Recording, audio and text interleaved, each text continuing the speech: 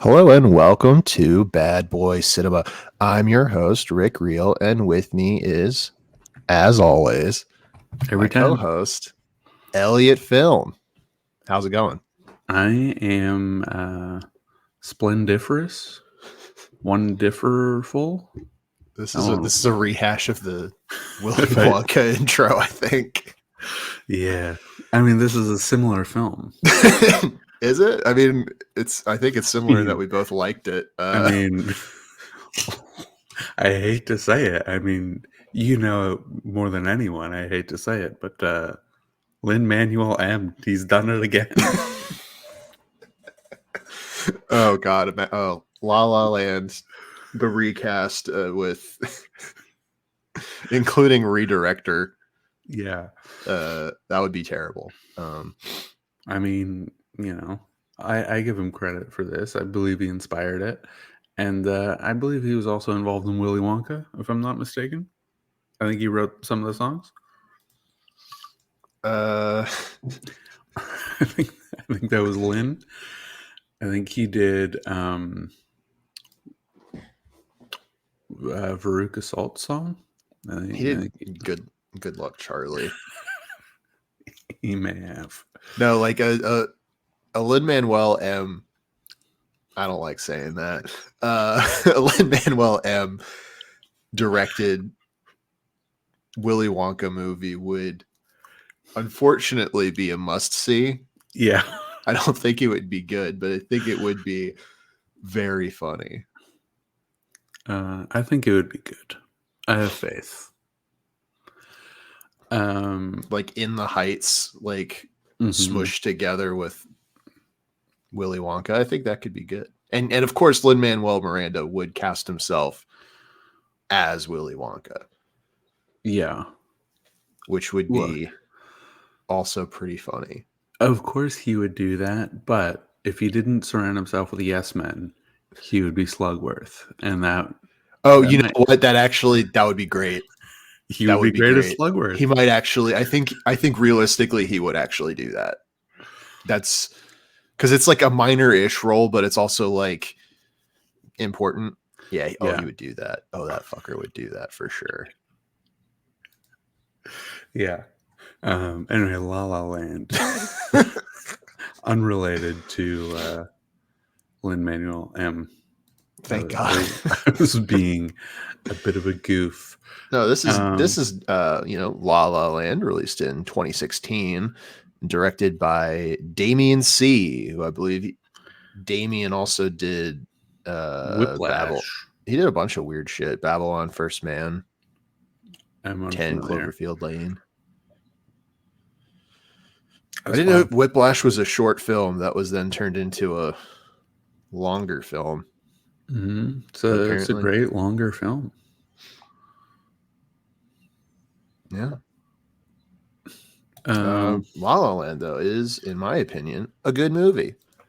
And I'm glad we finally got to do a movie that, doesn't... Oh my God, I'm just reading the Wikipedia article like while talking, and I'm learning some weird things. It's great to learn. Yeah, no, it's but it's a good movie. Yeah. It's nice watching a movie where I'm like locked in and not bored for almost all of it. There's a little bit that I was a little bored for, and because I've seen this before, and it was my suggestion that we watch it. So I'm very more curious as to your thoughts, kind of going into it relatively blind. I didn't really know anything. Hadn't heard any of the music. I knew Emily Stone was in it. Big fan of Emily. This is not our first Emily Stone picture on the podcast. I'm kind of coming around to the realization that I think Emily Stone is like a Lillian Gish of the era. What does that mean? Lillian Gish was I was under cryogenesis for Lillian Gish, so you'll have to. Yeah, she was a star of our time. She was in all those classics, Broken Blossoms, great film. Folks, watch Broken Blossoms, everybody. It's like a 1917 banger or something. A banger from 1917. It's a banger. There is a little bit of, I mean, this goes without saying, but there is a little bit of on-screen racism, and it's not quite satirical. It's not really trying to make a point. It's just racist. They were just racist at the time. That's but they were non-binary. They just didn't know it yet. No, I said Lillian Gish because I could not think of the name Julia Roberts. See, I could pull Lillian Gish, but Julia Roberts is still a new name for me. Like one of those mega stars of the time. And now Julia Roberts' time has fortunately passed. She'll be in stuff hither and yon, but she's not really the draw that she once was. No. But I mean, I appreciate Emily, and for those at home who did not tune into the previous Emily Stone picture episode on the show, or if you don't know things, poor things. We're talking about Emma Stone, which is not her actual real name. She doesn't. Her name is Emily Stone. She's always wanted to be Emily Stone. And the world wasn't ready for it, and that may seem like I'm being flippant, but truthfully, she said she would rather be Emily Stone like pretty soon after Superbad, and I was all for it. I said, okay, Emily Stone. You know what? I was almost stoned for it. I was almost tied up in the town square. People did not like it. But she's come out again recently and said, once again, I would like to be Emily. You know what? Maybe the world's ready for it. So, I think I'm ready.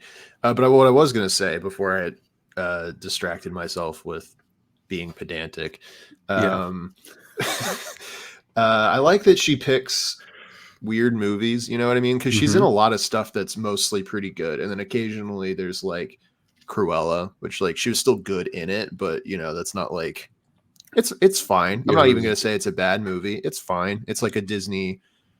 It's better than the other live action Disney remakes in the sense that it's not really a remake. It's like a villain origin story, and it's fine. Yeah. I haven't seen it, but I believe so. I want to see that show with the Curse. Yeah, I want to watch that. She picks interesting stuff, or her agent does. She absolutely does. I mean, she signs on to it. It's not like her agent's like, "You're doing the Amazing Spider-Man." She's like, "I'm gonna do it." No, I know. I just mean like, whoever's. She gets. I don't want to discredit whoever is finding this stuff for her because they're clearly doing a good job. Yeah. And it's a team effort, and not enough of those people are recognized. Absolutely true.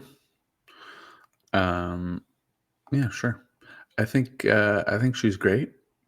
I think she is. This is like the origins of like a lifelong A-lister. Yeah. It's like a little bit late to be the origins. She's kind of been killing it since Easy A, but she's fun. Now, with all that said, I don't want to say that she's bad in this movie, but I don't know if she would be like we do our recasts, right? Yeah. I would not Axe Ryan in this role. I think I could replace Emily with, so I don't know who, but I think I could. Now I wouldn't replace her in Poor Things, you know what I mean? Yeah. But I think I could replace her in this. And I mean, I guess we can. Do you want to get into more of the movie of your thoughts going before I like start being Recasting. nitpicky about a movie that again I really like a lot. Most people I think like this movie, so I don't Yeah. want to endlessly Yeah. praise I it because think it's rewatching it I found some stuff to complain about. I think it's a fun movie. It's real fun. That It's a ending real is so romp. fun. Yeah. It's it's one of those films where you're laughing and it turns into sobbing kind of vibe. It is like that, yeah. And that's great. I think it's an interesting storyline that we don't see of like it is a happy ending, but it's an unconventional happy ending. There's some They different get what they paths in want, life, kind of. but they don't get everything they They want, don't get and everything, but they get, that's realistic. yeah. I'll say that's great. I think it looks wonderful. Oh, It's very it nice to look at. looks fantastic. And you said it earlier in our Discord, but they really don't make movies like this anymore.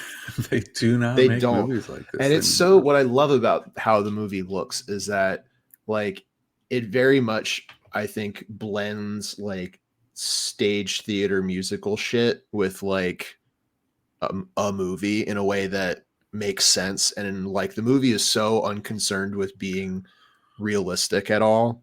Yeah. You know what I mean? It has, I mean, it's still it's still a grounded story, but visually it has no concern with being realistic. And I think that's how if you're going to do a musical I mean, that's not an adaptation, but you know what I mean? If you're doing a musical in a film, I think you have to do it like this. Yeah. It's great. That design of everything. Yeah. Like once they're doing musical numbers, they're it's just incredible. in public.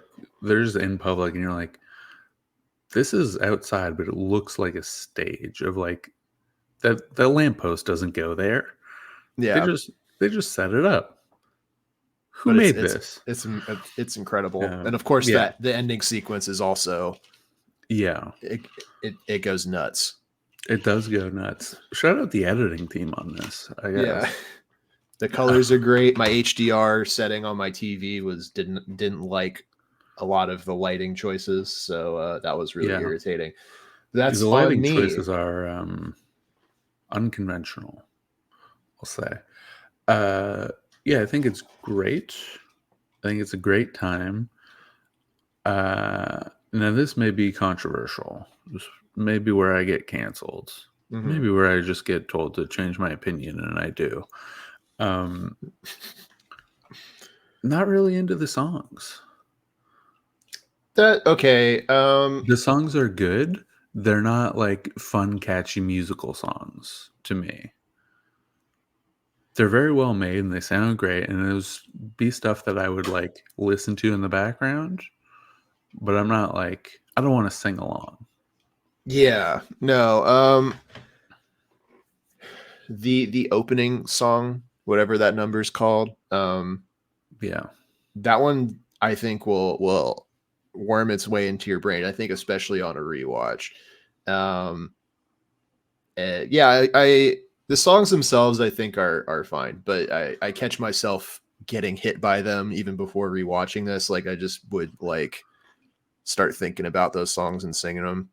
All right. So you might just need to give it a little bit of time to marinate. Not to say that those songs, like I'm not even really defending the quality of the songs. Like again, they're fine. They're not bad. No, absolutely. I don't think anything in this movie is bad. Truly, yeah. That's what usually when we're talking about this, it's like there's so much money thrown at a movie that it's like whatever. And I think you can't even like, unless this movie is not for you. You really hate musicals. You really hate Ryan Gosling being sad. You hate John Legend.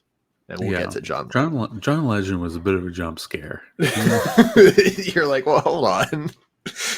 What do you mean you're here? What do you mean your name's Keith? What kind of name is that for John Legend? Yeah, that took me out of the movie. But you don't like all that stuff, but you can at least say, like, you can't point to any individual thing and just even say it's whatever. Yeah, it's all pretty good. Now, again, on a rewatch, like my first nitpick that I sort of and potentially maybe my only nitpick, I don't know. The summer chapter, so the movie for those who haven't watched it, which again, go watch it. Watch it. It's this. If there's any movie that we're gonna tell you to watch and like you're gonna take it seriously, I think if you haven't seen La La Land, this would be a great time to do it. And the podcast will always be here for you. You can just pause the episode. You don't have to keep listening. You can go pause it, watch it on Netflix in the US, and then come right back here, and you're fine. Absolutely. Anyway, but it's structured in seasons, which I am a fucking sucker for a movie structured in seasons. It's so easy. Yeah. It's such a silly gimmick, but I love it. I can't get enough of it. I love it. And so it starts in winter, right? Yeah. And they don't know each other in the spring. They're like, they get to know each other as they fall in love. And then the summer chapter is like when they're just kind of in a relationship and it's normal. And that part on a rewatch, at least, was kind of boring. Yeah. Because it's just set up for like the back half of everything where things start kind of going in a different directions for our heroes. And that's funny to call them heroes in a movie like this. One of them's a hero, I'll say that. I won't say who. Yeah, I feel like every front half of a movie is just set up for the back half. Like, I know what you mean. I know, right? It's like I could having like once you know where the movie's going, you could fast forward through the summer chapter, and you're not missing anything. You know what I mean? Like, it's just like, hey, I'm gonna do this one woman show. Okay, I have no money, so I need to get a job to make money, and I'm gonna work with fucking John Legend, whose name is Keith, and and then they start doing those things, and the interesting things with that stuff happens in the fall season. You know what I mean? It's just like, and then parts of it's like, we're hanging out and we're a happy couple, so we can show you later that there's conflict. Yeah. There is, and I've railed against this in the past, there is a bit of squabbling, and I do not like squabbling. Oh, so yeah, I guess if we want to unpack their relationship, right? I think we need to talk about the characters of Mia and Sebastian, right? And of the two, and you're going to be shocked to hear me say this, I think. Yeah. I didn't find Mia as likable as Sebastian. And I think part of it is like, I just want to inform you of something, and you can take this however you would like. Yeah. You can see its value relative to the conversation and irrelative to the current conversation. You can just kiss boys. You're allowed. It's legal. You can kiss boys. No. It's okay. No one will be mad at you.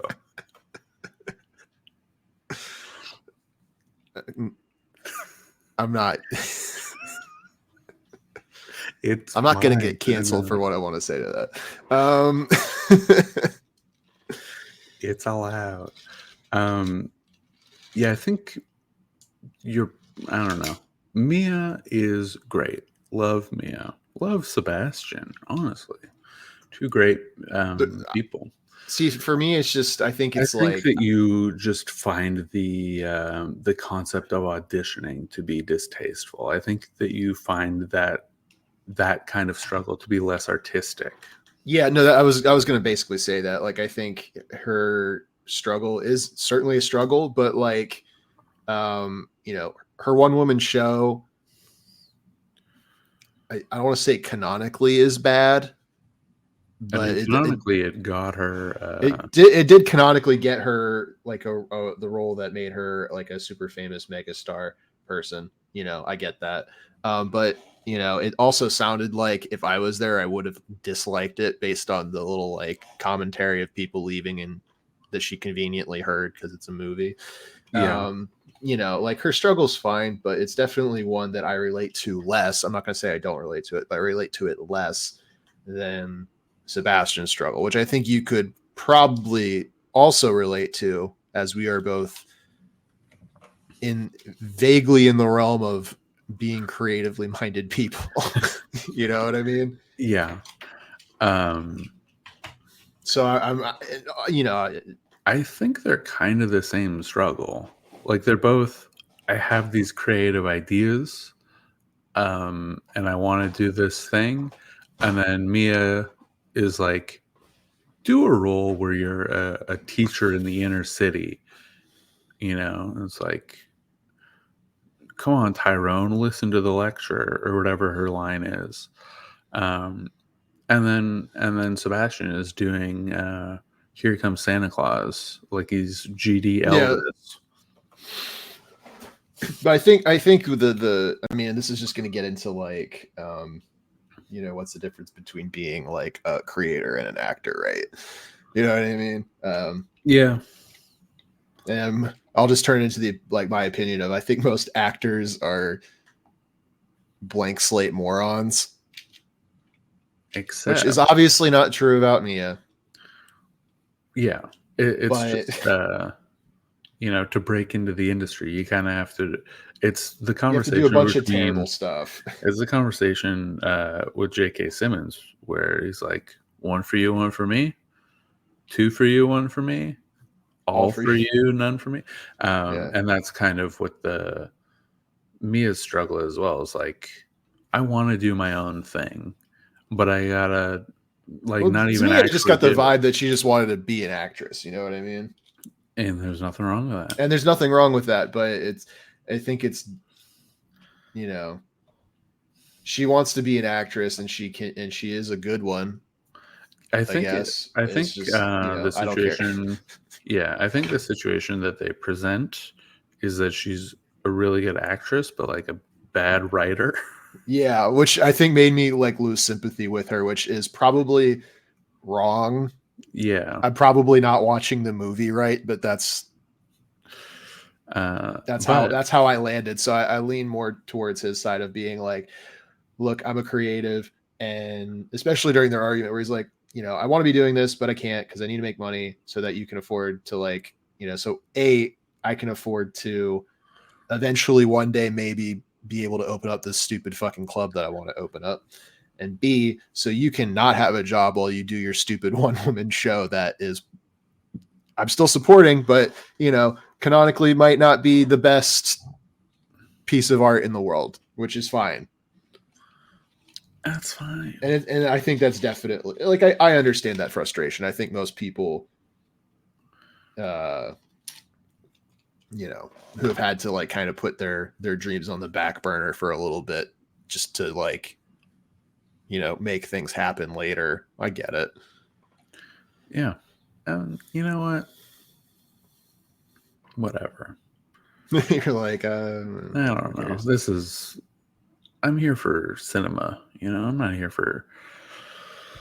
I don't want character analysis. I don't want this societal analysis of gender roles. Well, I didn't even say anything about that. Yeah, it's fine. It's all fine. Ryan Gosling. I feel like this is Ryan Gosling kind of like really changing his reputation in Hollywood. Because he was like the drive guy. He's this quiet, you know, masculine scorpion jacket dude. He gets to be funny in this. It's not that only that he's funny, but it's like, oh, don't forget, I'm like a theater kid who like I learned tap dancing and piano and like. Yeah, he's like a very talented person. He's like wildly impressive. Yeah. But I think he was trying to be like, no, like I'll do like this musical. Like I'm a theater kid. I'm not. Don't tunnel me into this cool guy, because he's not really a cool guy. He's like, a bit of a loser in this, but I think a also lot very of the movies where he comes off as a cool guy, he is a bit of a loser. yeah. I, In I, this I can't one, think of a movie where I've seen him and I'm like, the text is actually saying like textually he's cool. Like I think people read mhm, like what because he's in Crazy Stupid Love, right?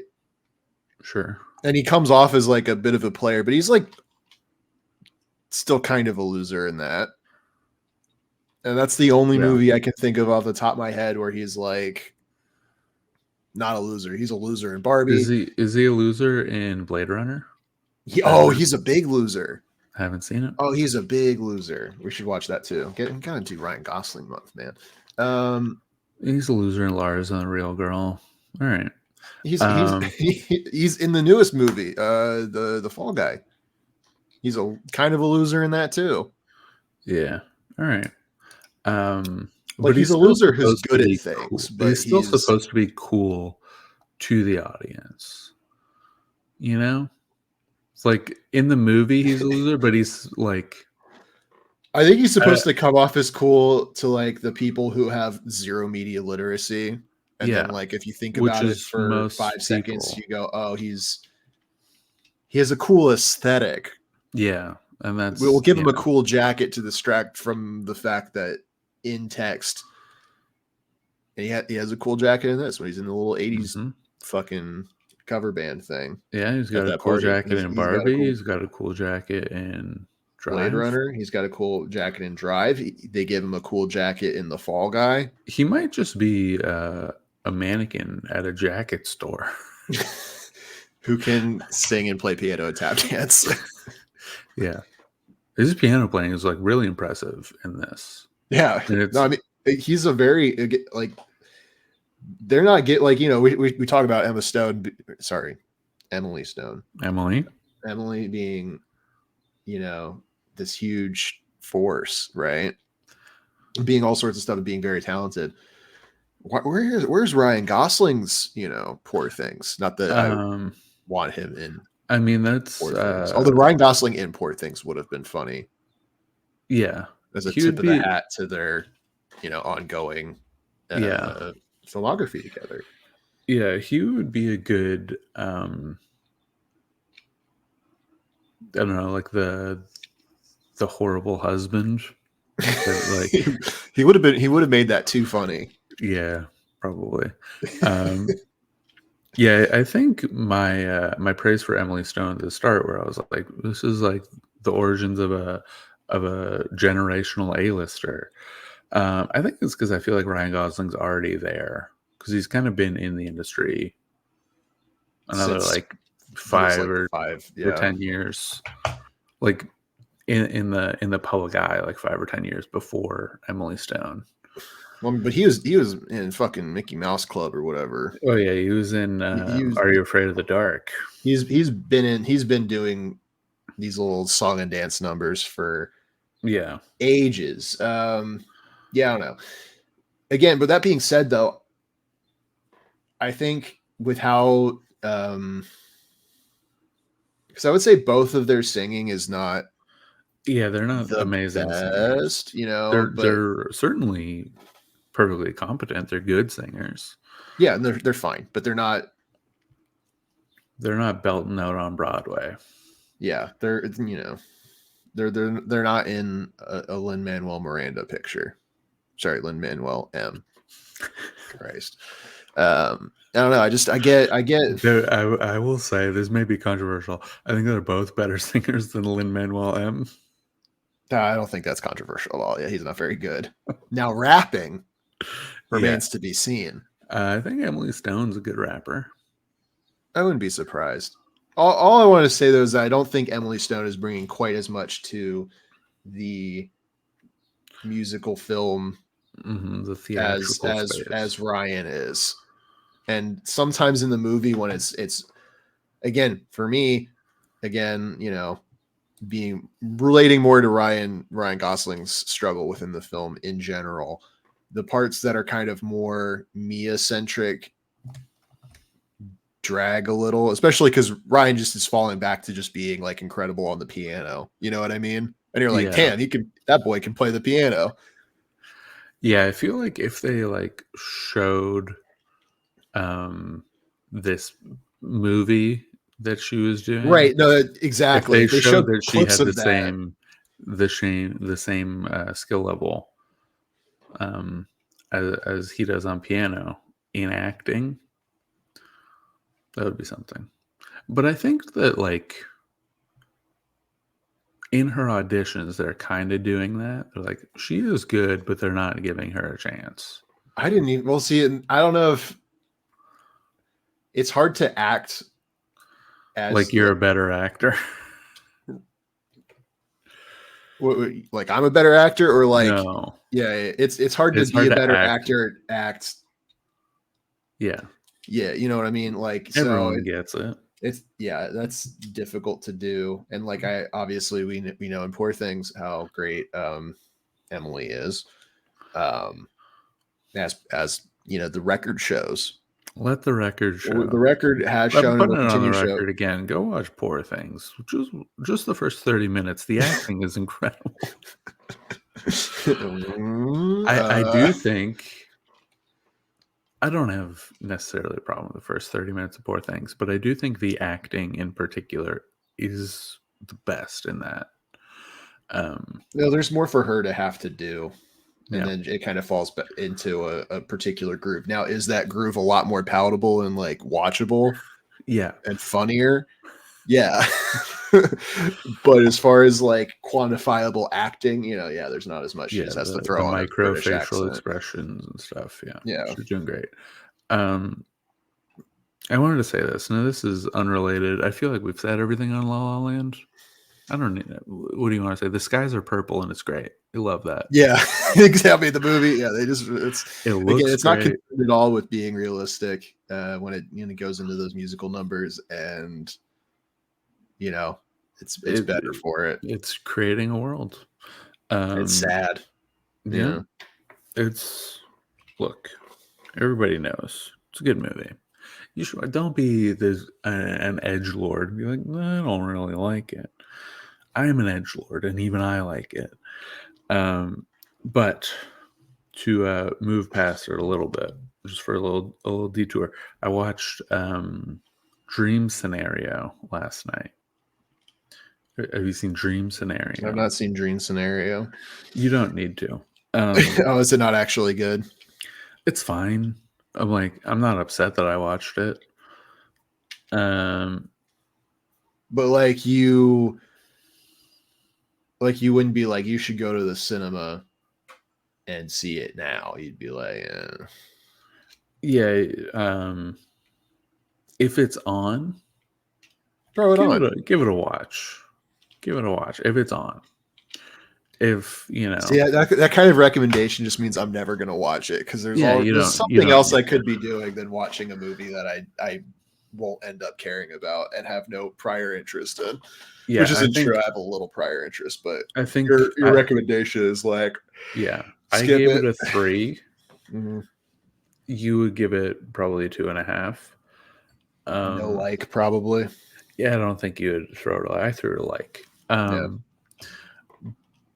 But that being said, it's very similar to Poor Things in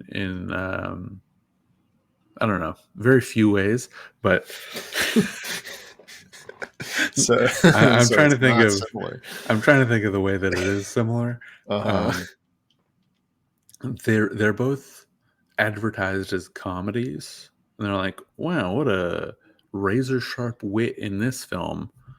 Hilarious. But I don't think that's the draw of the film. But like that's how they advertise it, because there are laughs in the movie. You do laugh. I laughed a couple times out loud, mind you.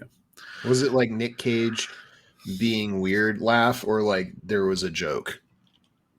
Or both. You get both of those. Okay. Because I was gonna say if it was only Nick Cage being weird, I'd be like kind of rolling my eyes, you know. Yeah, like you could do. Any movie can do that. Yeah, as long as they hired Nick Cage. Ghostlands can do that, you know. Yeah, that's a bad movie, but it's an interesting bad movie. Sure, but they're both like advertised as this hilarious, razor sharp wit comedy films, and they both, Poor Things and Dream Scenario, both have funny moments. But I'm like, this is just an interesting story that you're trying to tell that happens to be funny sometimes.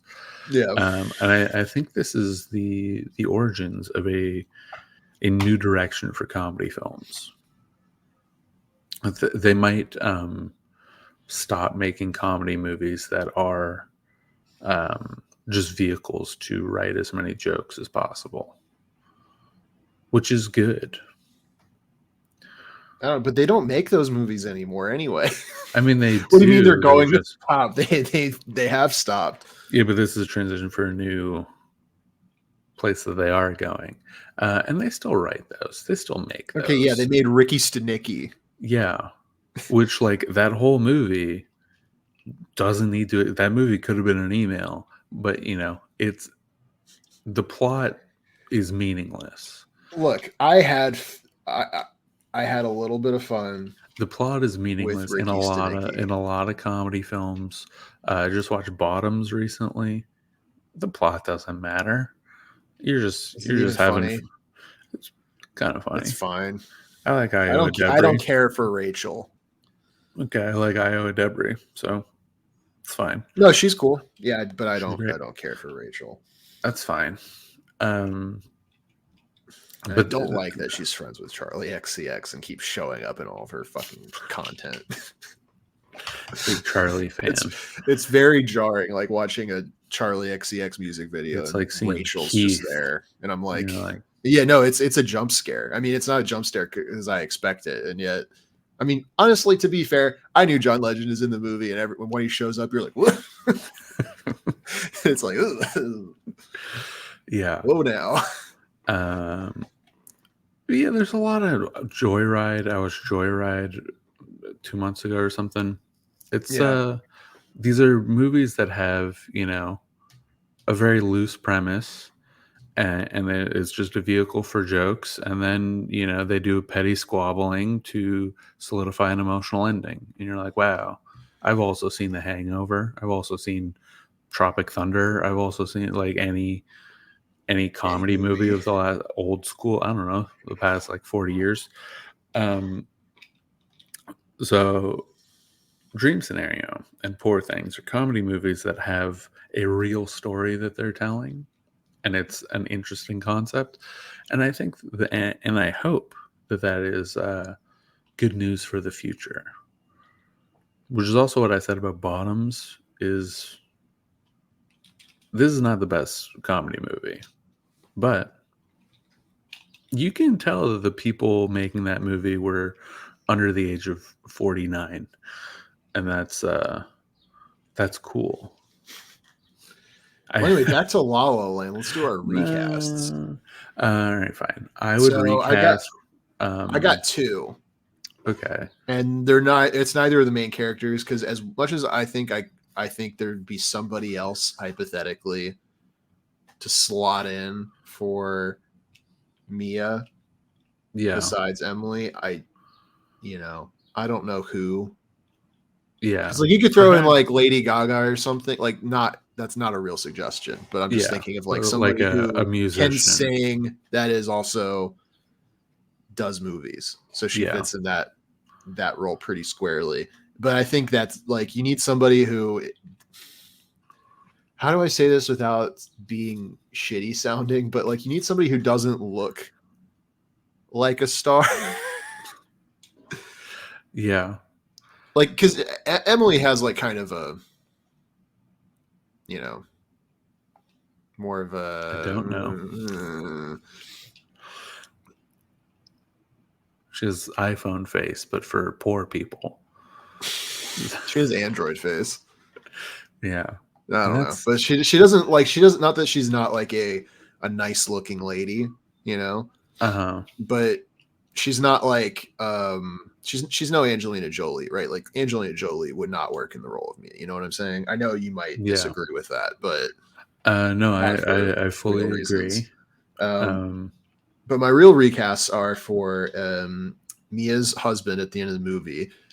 That guy, whoever he is now, should be played by Adrian Brody. Yeah. And they should get rid of John Legend. And that should be Childish Gambino. That would be great. I think both of those are actually huge. Because Donald Glover popping up, not as much of a jump scare. It's like a happy jump scare. Yeah, it's not like you're like, why are you here? It's like, yeah, okay. You're like, oh, he's doing that with his hair now? Cool. Yeah. Oh, he's got a beard. Like, I think Donald Glover could sell that John Legend is. I mean, I keep saying John. That Keith, the character Keith, everyone's favorite La La Land character Keith. He could sell that guy being a little scummier than I think than John Legend was just there. Yeah. It feels like such a weird tonal moment when John Legend like hits the drum machine. Yeah. But if Childish Gambino did that, you'd be like, he would sell that. Yeah. No, Childish Gambino would be so much better than but those are my two. Like I wouldn't. Everyone's been on the seat of their pants. They're being like, "Who's Rick gonna replace and throw in Leo?" Yeah, nobody. I mean, like J.K. Simmons, make him Leo. Which honestly, that kind of works. That no, especially at the end when it's the ending sequence. And all the people in the club are snapping, and they go up to J.K. Simmons, and he's just standing there looking angry for a second, and then he starts snapping. That, but with Leo, what a sequence! That would be so much better. Not that I don't think J.K. Simmons is fine. It's a tip of the hat to Whiplash. Yeah. Speaking of tip of the hat to Whiplash, put Miles Teller in this movie. Well, that's okay. So, did you read Wikipedia? Miles Teller was supposed to be Sebastian, which is insane. And Emma Watson was supposed to be Mia. That's crazy. I'll tell you, I would not review that movie on this show. No, that's a much worse film. I don't know if Miles Teller, he could play drums. He could be in John Legend's band as drummer instead of pianist. He's in a lounge just doing. It's called Whiplash 2. He's just doing. But it's like Final Fantasy, where it's like it's not a direct sequel, but it has like a lot of the same elements. So Miles Teller is there, J.K. Simmons is there. Yeah, Boogles are there. No, I don't know. Make Margot Robbie Mia. I don't know.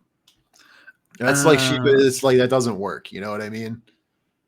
Yeah, I don't think so. I think perhaps a radio star who's not really an actress yet, like a breakout role for. Okay, you know who you could get would be like Haley Steinfeld, but like in 2 years from now, or maybe currently right now, but not at the time. Because she would be like a child. Yeah. What about what's that lady's name?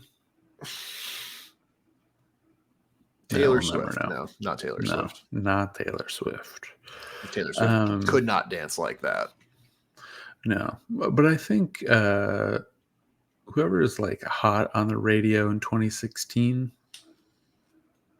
I think that could be an interesting movie. I don't know who it is. Let's look it up. Let's do a little. I got one, a very inspired choice, and it'll be a real tip of the hat to those in the know, which would not include you. But I think Momo from Twice should be Mia. Yeah. What about Adele?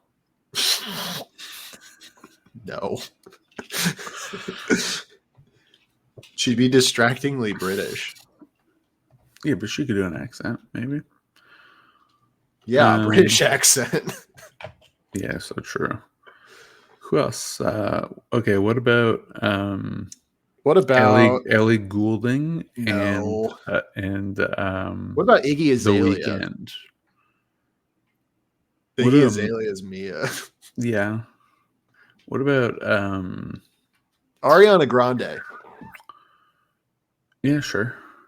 I think Ari would be fine. I think she could. I think that could work. If she like Selena doesn't have the cat voice, Selena, I think. Yeah, I think Selena could work too. I think I like both of those than Emily Stone, frankly. I think I like Emily Stone better, but I think they would both be perfectly fine. Sia, throw Sia in there. Why not?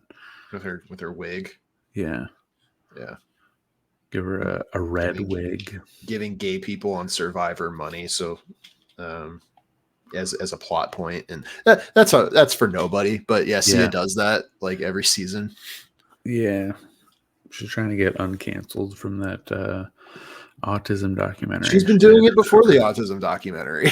She just likes Survivor and gay people. All right, shout out Sia, I guess. I don't know. Yeah. Do what about Kelly Clarkson and Big Sean? That'd be a good La La Land cast. Yeah, I agree with you. I think not in 2016, but currently, I think you could have instead of Childish Gambino, I think you could do Lil Nas X. I think he might also work. No, he might also work. He's actually incredibly cool. I think you get John David Washington to be Keith. Yeah.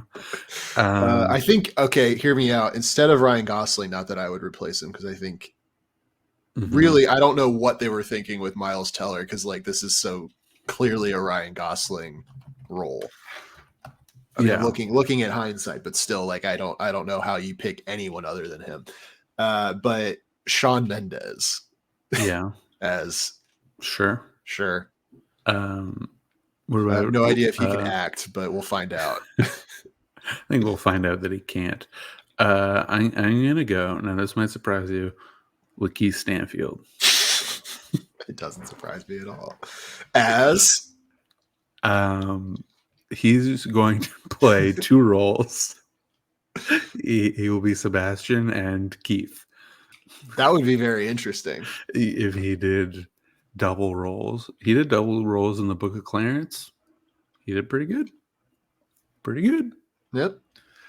Everybody watch the Book of Clarence if you feel like it.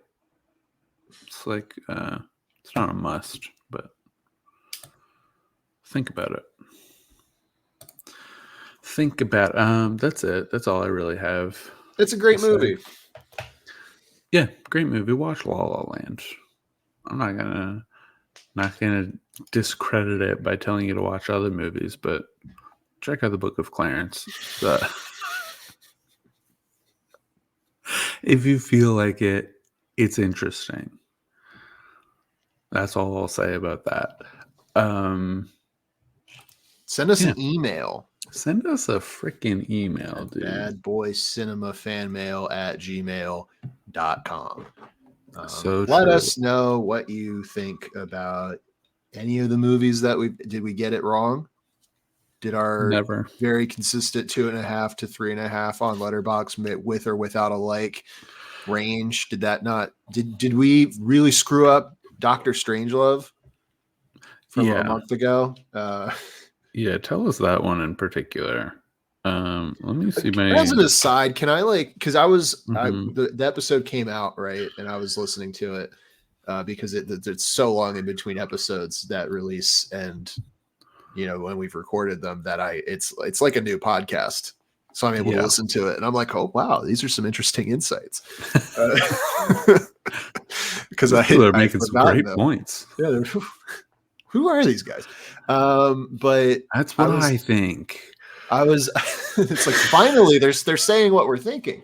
But I was like feeling a little self-conscious, I guess, about like being not being wrong about Doctor Strangelove, but like I was like, how are we so off of like the mark as what other people think? Not like that's necessarily bad, you know, like not to say that we're wrong to have different opinions, but like we were just so way off, you know. Yeah, that is And not. I was like reading opinion. I was reading various forum posts, right? Because that's what the kind of people who like Doctor Strangelove, they're posting on forums and Reddit. And it's basically like there'll be somebody who's like, I don't get it, like I didn't really like this movie, and people are like, well, it's satire and it's not really necessarily supposed to be funny, and also you have to understand that like this was very edgy at the time. And I'm like, oh, okay, so we did get it, we're just not 40. Yeah, it is like it was like something... the people who were defending the movie were making the same points that we were making and saying that it was bad. Yeah, I've never been like, so I don't know, I feeling vindicated by the opposing argument. I was like, oh yeah, no, I didn't get anything wrong. There's something that happens when people get defensive over something that they like, where they will say anything about it. And it's very weird. And it's happening right now with Eminem, but it's the same kind of thing with Doctor Strange of like, oh yeah, it's actually, the joke is that it's not funny. You know, and you're an idiot for not. You don't even get it, dude. The joke is that it's bad, and that's on purpose. And nobody was doing that at the time. Everybody's doing it now, but nobody was doing it at the time. It's very, edgy for these guys. Like, it's so many comments were like, just think about how dumb the people in the White House are that are running this country, and this is how they act like. And we're like, we know. Yeah. We've since 2016. Yeah, we know what it's like. Movie. It's just real now. They show this movie every day. I've seen this movie every day for 8 years. Again, at the time, I get it, but sorry I had to bring this up, but I was just like really, it was really grinding my gears, and I felt like, not to we put that movie to bed, but I just wanted to like, folks, any dissent when in the email inbox. If you still like Doctor Strangelove, check out the Eminem song Houdini. You'll love it, dude. I can think of one guy who loves that.